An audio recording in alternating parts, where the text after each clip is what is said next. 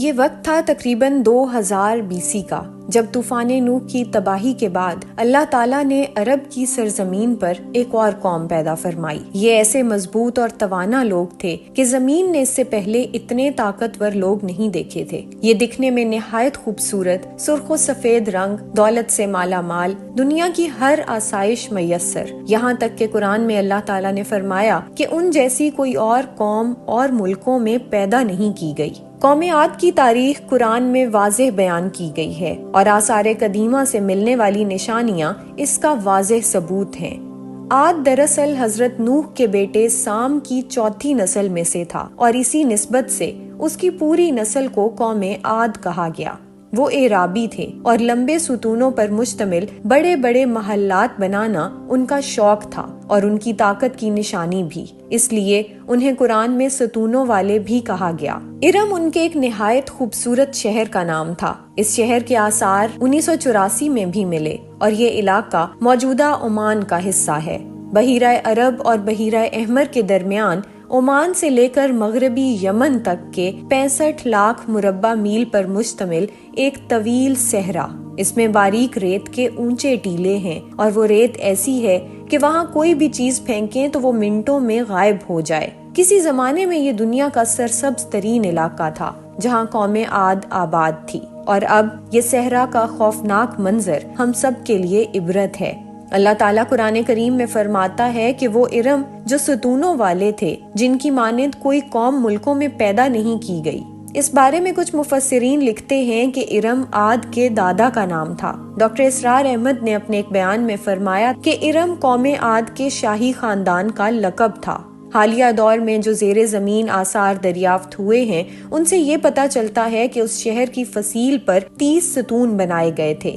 ایک اور روایت کے مطابق عاد کے بیٹے شداد نے جب جنت کا نام اور اس کی خصوصیات سنی تو اس نے سوچا کہ زمین پر ایسی ہی جنت بنائی جائے، اور عدن کے ایک صحرا میں اس نے تعمیرات شروع کروا دیں اور 300 برس کی محنت کے بعد اس نے یہ جنت نما جگہ تیار کر لی، جس میں نہریں، آبشاریں، محلات، سب کچھ تھا۔ تب تک اس کی عمر تقریباً 900 برس ہو چکی تھی۔ ایک دن اس نے قوم عاد کے لوگوں کو یہ جنت دکھانے کے لیے بلایا۔ جب وہ اپنے اس پورے لشکر کے ساتھ اپنی بنائی ہوئی اس جنت میں داخل ہونے لگا اور اس شہر کے عالی شان دروازے کے پاس پہنچا تو اللہ تعالیٰ کے عذاب نے اسے آ گھیرا اور وہ اپنی اس جنت سمیت زمین میں زندہ دفن ہو گیا۔ طوفان نوح کے بعد قوم عاد وہ پہلی قوم تھی جو بتوں کے پجاری بنے۔ وہ نہایت زور آور اور بہادر قوم تھی۔ ان کے بتوں کے مختلف نام تھے، مثلاً صدا اور سمود۔ مورخین کے مطابق ان کے معبود بھی قوم نوح کی طرح پتھر کے 5 بت ہی تھے۔ جب قوم عاد کفر اور شرک میں غرق ہو گئی اور ان کی بدعمالیاں جب اپنی انتہا کو پہنچ گئیں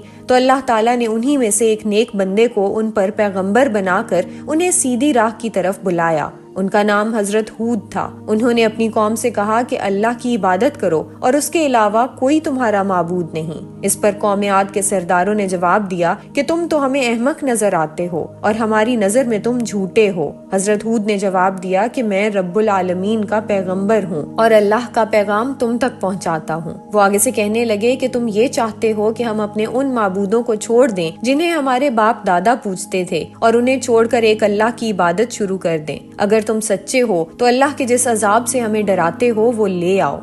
حضرت ہود تقریباً 50 برس انہیں واضح نصیحت کرتے رہے، انہیں اللہ کی عطا کی ہوئی نعمتیں یاد کرواتے، کبھی عذاب الہی سے ڈراتے اور کبھی طوفان نوح کی ہولناکیاں بیان کرتے، لیکن وہ قوم اپنی جہالت پر ڈٹی رہی۔ اللہ تعالیٰ نے قرآن میں فرمایا کہ قوم عاد زمین پر ناحق غرور کرنے لگی اور کہنے لگی کہ ہم سے بڑھ کر قوت میں کون ہے۔ قوم عاد کے 13 خاندان تھے۔ عمان سے یمن تک کے طویل علاقے میں ان کی بستیاں آباد تھیں۔ سرسبز و شاداب کھیت، باغات میں پھل پھول، میٹھے پانی کی نہریں، ان سب نعمتوں پر اللہ کا شکر ادا کرنے کی بجائے وہ غرور و تکبر کرنے لگے۔ حضرت ہود نے اپنی قوم کو راہ راست پر لانے کی بہت کوشش کی، لیکن ان کی قوم انہیں سحر زدہ اور جادوگر خیال کرتی رہی۔ جب وہ اپنی ضد پر قائم رہے تو بالآخر حضرت ہود نے بارگاہ الہی میں دعا فرمائی کہ اے میرے پروردگار، یہ لوگ مجھے جھوٹا خیال کرتے ہیں، اب تو ہی میری مدد کر۔ تو فرمایا گیا کہ اے نبی، یہ لوگ اپنے کیے پر تھوڑے ہی عرصے میں پچھتانے لگیں گے۔ پھر اللہ نے اپنے نبی کی دعا قبول فرمائی اور قوم عاد پر اللہ کا عذاب نازل ہوا۔ وہاں بارشیں روک دی گئیں، چشمے خشک ہو گئے اور دیکھتے ہی دیکھتے مویشی مرنے لگے،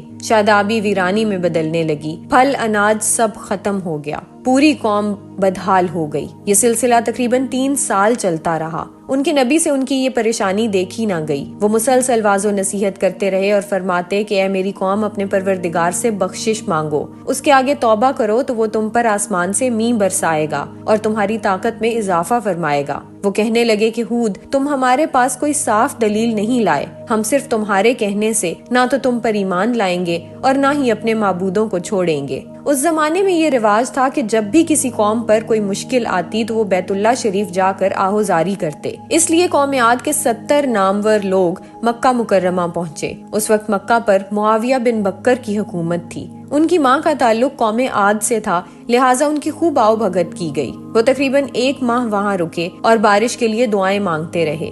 دعا کروانے والے سردار کا نام قیل بن عنبر تھا۔ اللہ تعالیٰ نے ان پر 3 رنگوں کے بادل بھیجے، سرخ، سفید اور سیاہ۔ پھر آسمان سے ندا آئی کہ ان میں سے کوئی ایک چن لو۔ اس نے یہ سوچ کر سیاہ بادل کو چنا کہ وہ خوب بارش برسائے گا۔ اس پر ندا آئی کہ تو نے ہلاکت اور تباہی کو پسند کیا، لہٰذا سیاہ بادل قوم عاد کی طرف ہانک دیے گئے۔ بادل دیکھ کر پوری قوم خوشی سے جھوم اٹھی۔ سورہ احقاف میں ارشاد باری تعالیٰ ہے کہ جب انہوں نے اس عذاب کو دیکھا جو بادل کی صورت میں میدانوں کی طرف آ رہا تھا تو کہنے لگے کہ یہ تو بادل ہے جو ہم پر برس کر رہے گا۔ تو اللہ تعالیٰ نے فرمایا کہ نہیں، یہ وہ چیز ہے جس کے لیے تم جلدی کرتے تھے، یعنی آندھی جس میں درد دینے والا عذاب بھرا ہے۔ یہ ہر چیز کو اپنے پروردگار کے حکم سے تباہ کیے دیتی ہے اور گناہگار لوگوں کو ہم اسی طرح سزا دیا کرتے ہیں۔ یہ عذاب ان پر 7 راتیں اور 8 دن مسلسل جاری رہا۔ اس آندھی نے کسی جاندار کو زندہ نہیں چھوڑا، چاہے وہ گھر میں ہو یا پہاڑ پہ، محلات میں ہو یا میدانوں میں، اور دنوں کے اندر سب فنا ہو گیا۔ حضرت ابن عمر سے مروی ہے کہ آپ صلی اللہ علیہ وآلہ وسلم نے فرمایا کہ وہ آندھی جس کے ذریعے قوم عاد ہلاک ہو گئی تھی، اللہ تعالیٰ نے ان پر صرف ایک انگوٹھی جتنی جگہ کی مثل ہوا کھولی۔ اللہ نے اپنے اس عذاب سے حضرت ہود اور ان کے چند ساتھیوں کو محفوظ رکھا۔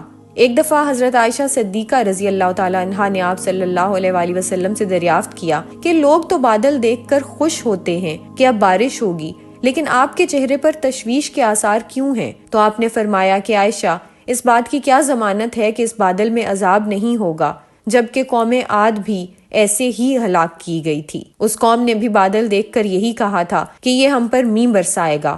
اللہ تعالیٰ نے قرآن کریم میں یہ واقعات اس لیے بیان فرمائے تاکہ ان سے رہتی دنیا تک لوگ ہدایت حاصل کر سکیں کہ جب قومیں اللہ کی نافرمانی پر ڈٹ جائیں تو وہ انہیں نیست و نابود کر دینے پر قادر ہے۔